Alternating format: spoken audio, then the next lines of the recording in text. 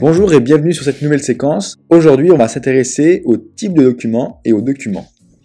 En introduction, on va juste voir que les documents qui sont présents dans Docos, ce sont tous les éléments que vous allez retrouver, comme les fiches de clients, les factures, les devis, des écritures de paiement, des articles. Tous ces éléments sont des documents dans Docos. Il faut juste bien faire la différence entre type de document, qui va être plutôt caractérisé comme le plan, alors que le document, ça sera un formulaire qui va suivre les caractéristiques du plan. On va commencer par aller voir un document. Par exemple, prenons le document des commandes clients. Ici, on va retrouver l'ensemble des documents qui sont des commandes clients. Si je vais sur un document, par exemple Fancy Bros, je clique dessus. Comment est caractérisé ce document? Qu'est-ce qu'on peut retrouver dessus? Dessus, on va retrouver plusieurs sections. Ici, en première section, ce sont les documents liés à cette commande client. Donc, sur cette commande client, on pourra avoir accès à la facture de vente, au bon de livraison, au devis, etc. Ici, vous avez de nombreux champs qui ont été renseignés. Vous avez par exemple le client, la date, le type de commande. Vous avez également d'autres champs qui sont des tables, comme ici, c'est une table d'articles, où vous allez devoir renseigner le code de l'article, une date de livraison, les quantités, le prix. Il y a d'autres sections qui ne sont pas obligatoires, qui sont facultatives. Vous ne serez pas obligé de les renseigner. Comme par exemple les remises, pour ce document-là, elles ne sont pas obligatoires. Si je reviens à ma liste de commandes clients, je peux aussi ajouter ma propre commande client. Je clique dessus, et voilà, vous avez tous les champs que vous allez devoir renseigner. Les champs obligatoires sont indiqués avec une astérix, et vous serez obligé de les renseigner pour enregistrer le document et le valider. Également, il y a des champs qui sont reliés à d'autres documents. Comme ici, par exemple, pour la commande client, il faut avoir créé une fiche client. Si je clique dessus, je vois tous les clients qui sont présents dans mon Docos. Dans ce cas-là, pour faire une commande client, il sera obligé d'avoir créé un document client. Si vous n'en avez pas, vous pouvez très bien le créer depuis ici. Vous faites créer un nouveau client, vous serez emmené vers une fiche client et là vous allez devoir créer votre client. Voilà, on a terminé le tour sur le document. On va aller voir aussi sur une commande client qui est déjà existante les différentes actions possibles. Je retourne sur Fancy Bros et ici on peut voir qu'il y a différentes actions.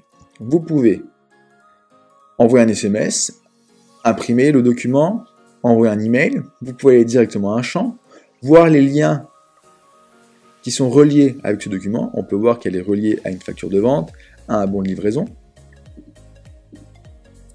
Vous pouvez aussi même dupliquer la commande et vous pouvez même créer une nouvelle commande client. Vous pouvez aussi, sur le bouton créer, directement créer la commande fournisseur. Par exemple, vous avez confirmé cette commande. Il faut donc passer la commande fournisseur pour commander le matériel. Il suffit de faire commande fournisseur. Et vous serez directement amené sur le nouveau document que vous avez créé. On a terminé pour la visualisation du document. On va aller maintenant sur les types de documents. Les types de documents, comme on l'a dit, c'est un peu le plan. C'est là où vous allez créer toute la structure. C'est là où vous allez pouvoir renseigner tous les champs que vous voulez avoir dans votre document. C'est très simple. Depuis la barre de recherche, vous tapez type de document. Et ici, on clique sur la liste. Vous pouvez aussi le faire d'une autre façon. Depuis le panneau de gauche, vous descendez dans Administration, Développement, et si vous avez sous le petit modèle, vous avez Type de document. Dans cette liste, on retrouve l'ensemble des types de documents qui ont été configurés. Vous pouvez donc les utiliser facilement pour votre activité. On va aller nous voir un exemple d'un type de document. On va aller sur Sales Order, qui sont les commandes clients. On est donc sur le type de document, qui est commande client. Ici, comme évoqué tout à l'heure, vous allez pouvoir choisir les champs que vous voulez avoir sur votre document.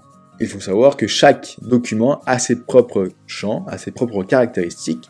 Par exemple, sur la commande client, vous allez avoir un champ client qui ne sera pas forcément sur le document des projets, par exemple. Sur le document des projets, vous allez avoir d'autres champs qui seront, par exemple, les collaborateurs dans le projet, le début du projet, etc.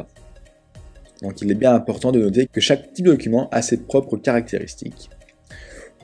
Les types de documents qui sont standards, c'est-à-dire tous les documents qui sont déjà présents dans Docos, ne pourront pas être modifiés depuis les types de documents. Par exemple, si je veux ajouter une ligne ici, je vais voir que je ne pourrai pas ajouter d'éléments. Si je veux modifier un type de document qui est déjà configuré dans Docos, il faudra aller directement sur les commandes clients. Par exemple, je suis sur la liste de toutes les commandes clients. Je peux aller ici, en haut, cliquer sur les 3 petits points, faire personnaliser. Et là, depuis l'espace de personnalisation du formulaire, je pourrais modifier différents champs pour le type de document dit standard. Voilà, ici je pourrais ajouter des éléments. Vous avez tous les champs. Mais par contre, si vous créez de A à Z un type de document, vous avez besoin d'un document qui n'est pas encore présent sur Docos, vous allez le créer en l'ajoutant, vous allez ajouter différents champs, et vous pourrez modifier tous les champs selon vos besoins. C'est pour ça qu'il faut bien différencier les types de documents qui sont standards, qui sont déjà présents dans Docos, et ceux que vous avez créés, qui seront donc personnalisables, et vous pourrez les modifier depuis le type de document. Donc voilà, on a fait le tour sur le type de document et sur le document. On a vu la différence entre les deux. Un type de document, c'est donc la structure, le plan de vos documents, et le document qui va être là où on va renseigner tous les éléments de votre document. Et merci de votre écoute, à bientôt.